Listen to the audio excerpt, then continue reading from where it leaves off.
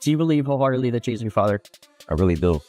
You've been ducking this boy's DNA for all its life. Take the test! What happens when hip-hop's most relentless instigator bankrolls a decades-old paternity fight against rap's first billionaire? 3 days from now, a California judge wants a single answer. Will Shawn Jay-Z Carter finally submit to a DNA test? Or keep sidestepping the swab that could rewrite music history? Curtis 50 Cent Jackson has parked himself ringside with a checkbook and a camera crew. Ramir Satterthwaite is the son who refuses to disappear, and the Carters' polished empire suddenly looks like it might be balancing on wet cement. Every turn in this saga drips with power, paternity, and pride measured in billions. And by the end, there are only a handful of ways this can end. None of them neat. On July 3, 2025, a 3-line order hit the public docket. Jay-Z's deadline to respond was extended to July 18th, and the judge said there would be no further continuances. For years, Carter's legal teams have mastered delay tactics. Venue switches, sealed exhibits, scheduling conflicts with tours. This time, the court cut the cord. Hip-hop social media treated that clerk's stamp like a bomb. Hashtags DNA for Hov and Swaber shut up blasted across timelines. The debate was instant. I didn't make the allegations. I didn't tell people to say these things. It comes out, I see it in the news like everyone else. If you are innocent, why not clear your name in 48 hours with a cotton swab? Ramir, instead of celebrating, posted a low-res PDF of the order with the caption, "We're finally heard." For him, this wasn't virality, it was validation. A denied continuance matters because celebrity defendants weaponize time, stall long enough, and witnesses disappear. Public interest fades, and leverage shifts. Judge Collier's message was clear.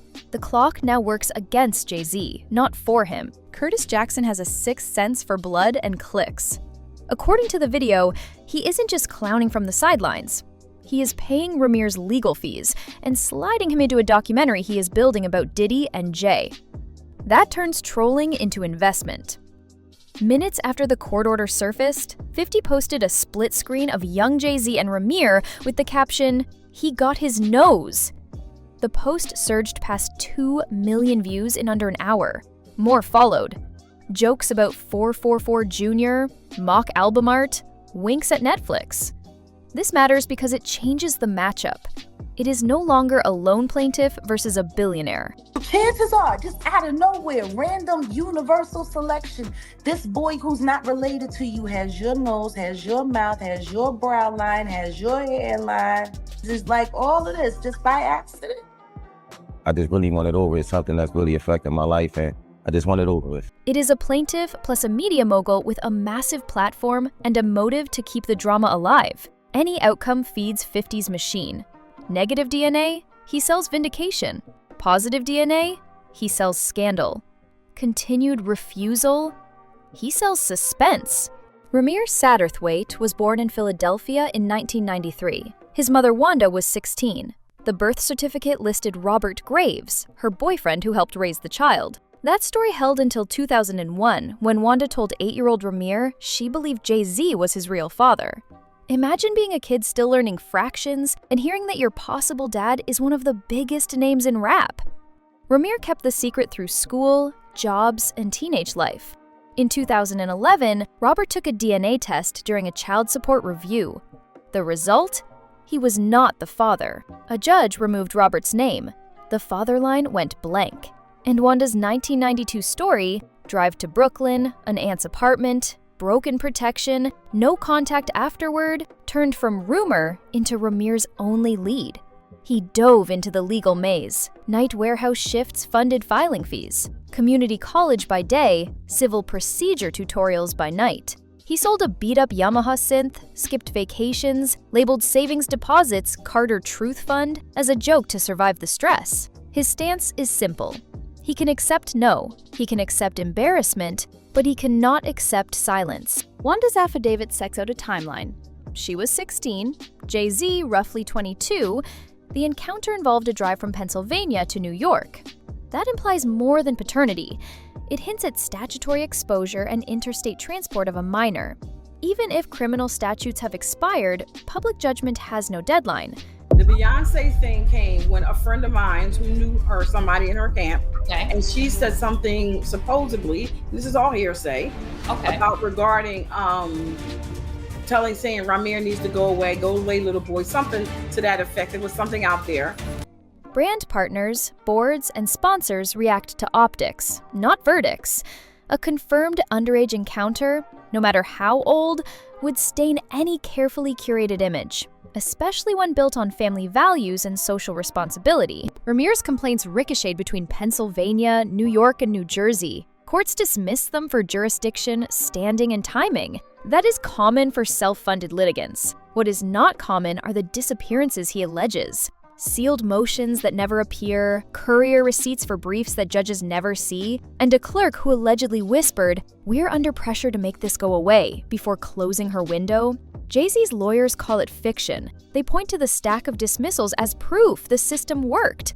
Ramir counters with affidavits from 2 former courthouse employees who reference unusual external inquiries about his case file. 3 attorneys took his retainer that abruptly withdrew, citing conflicts, sending letters that looked suspiciously alike.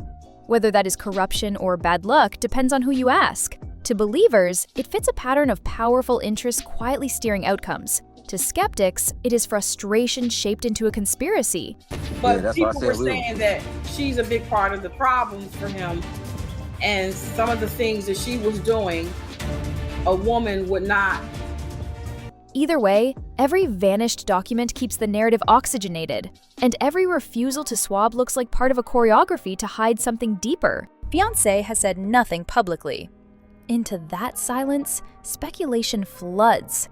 Ramir's godmother claims someone she recognized from Beyoncé's camp came to her property and told her to tell Ramir to go away, little boy. There is no proof, but online, a vivid story beats a verified document 9 times out of 10. Then the jurisdiction twist. Jay-Z's team argued New Jersey courts lacked authority because he had no ties there. Tina Knowles' 2019 memoir includes a line about a temporary condo across the river in New Jersey during Manhattan renovations. Ramir's side linked that to a deed under a Carter-affiliated LLC and waived it at the judge. The defense argued timing and ownership technicalities. Legally, they may be right. Optically, it looks like hair splitting. The Carter's brand relies on control. A stray memoir line undermining a key defense is the opposite of control. Perception now lives on timelines, not in transcripts. I wasn't in the ad because of look, Jay-Z and them was putting it together. Mm-hmm. So I think they still harbor some energy towards me.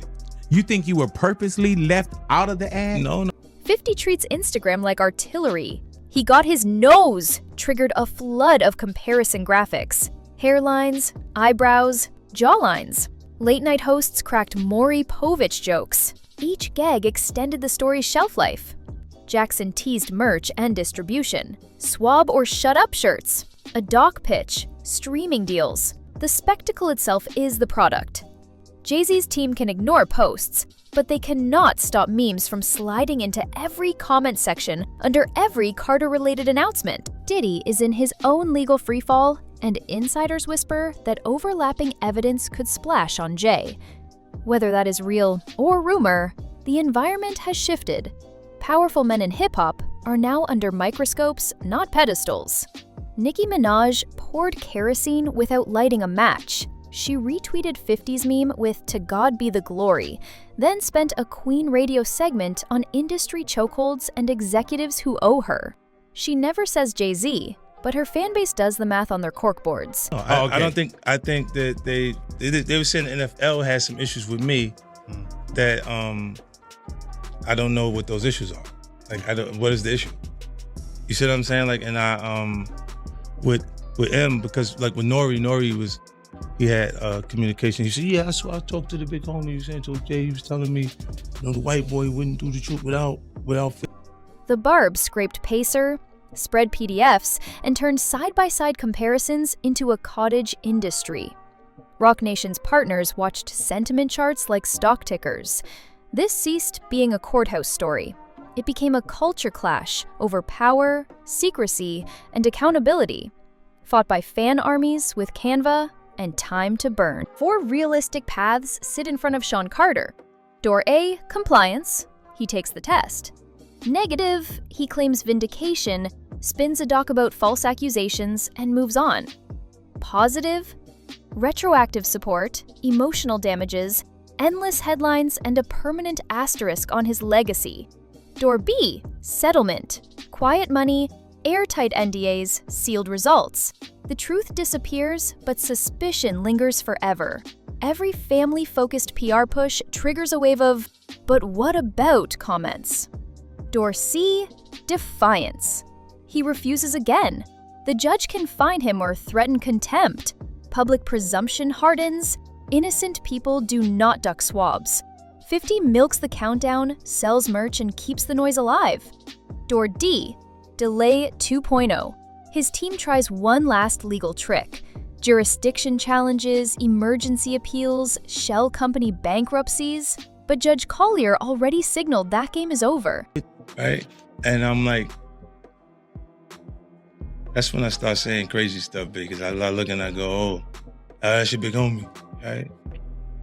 And so you image yourself after a gay painter. Your big homie want to look like a gay painter. What are we talking about here? We're talking about Basquiat. He wants to look like a gay painter. Oh my God, I think I know where we're going with So this. now look, what I'm saying to you is, look, when you start looking at, that's not mine, that's theirs, their Harper, right? But when you look at, M is looking at the entire legacy. Yeah. The whole thing, like with M, Dre, and myself. Another stall could brand him the villain even in neutral eyes. Only Door A, with a negative result, ends the noise cleanly. Every other door leaves mess, mystery, or both. Money matters. Retroactive support, legal fees, potential civil claims. But legacy is the true bomb. The Carters curated a narrative of aspirational excellence, tight family, immaculate control. A confirmed underage love child fractures that narrative in a way no PR campaign can seamlessly mend. Roc Nation's business relies on spotless optics. Board seats, partnerships, and philanthropic headlines are fragile. One swab could force trust rewrites, alter royalty splits, and embolden new claimants. Even a clean result reminds everyone that an untouchable can be dragged to a lab like anyone else. The clock is screaming now. July 18 is almost here. 50 Cent is live streaming the countdown. Fans are refreshing dockets like they refresh new releases. Every day Jay-Z stays silent, speculation gets louder. Does he take the test and end it? Does he buy silence behind sealed agreements? Or does he gamble on one more delay and risk looking like the villain he insists he isn't? In hip-hop, legacy is everything, and this DNA test could etch or erase it with one cotton swab.